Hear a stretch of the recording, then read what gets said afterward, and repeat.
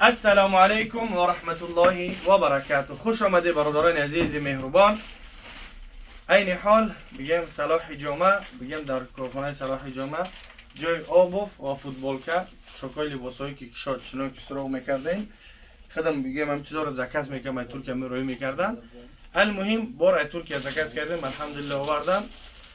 میتونید که انشالله که با کارخانه می بیاین یکی انسانی که فردا میآید پارک کسافکی خریداری میکنه براش یه فوتبالکا تحفه کرده میشه.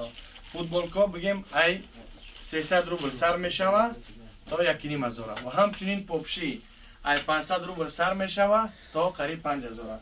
خلاص دیگه پوپشی ها اینه 500 روبل ای 500 روبل سر میشوه. یه پوپشی تویستونه بگیم جمع میشوه.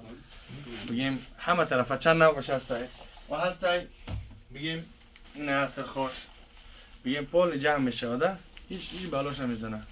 بگیم کچتوش خوبه 500 روبل همگی. فقط میتونید که با کارخانه ما بیاین انشاءالله حقی براست کسی اخصه زد میتونید که انشاءالله بیاین. اول شخصی که میاد پلاستیکه بیا پر کلاسوفکی خریداری میکنه. کلاسوفکی خوبش به نهایت زیادن. کلاسوفکی بگیم سفید کچتر خوب اوریجینال بگیم سفیدک بگیم برای توریستونه به نهایت خوبن کچتوشون. میتونید که انشاءالله بیاین با کارخانه را. اگر که کسی که بیا یکم خریداری کنه بگیم براش یک فوتبالکا تحفه کرده میشه.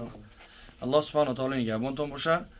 جزاک الله خیر هر یک کدوم شما را که ما عین حال 365,000 بگیم اودیتور شدیم پادپیس شدیم یا اینکه آبونه چی شدیم یا اینکه برادران ما در ما آبونه شدن 365,000 شد. رحمت کلان هر یک انسانی که ما را نگاه میکنه تماشا میکنه الله سبحانه و تعالی نگهبانتون باشه. بگیم فیلمینی بار داریم کیچش هم داریم کاموفلاژ هم داریم. بگیم چه رقمی که در کار باشه انشاءالله که میتونیم و همچنین با متروهای مسکو دستفکه کرده میتونیم. میتونیم که شوا ببریم وقتی که پروبکا نیسته و همچنین دوروار هم میتونیم که بیاین. میتونیم که زکاس کنیم با واسطه پشت به دیگه شهرها رو روی میکنیم انشاءالله که در خدمت هستیم. با دعا باشین.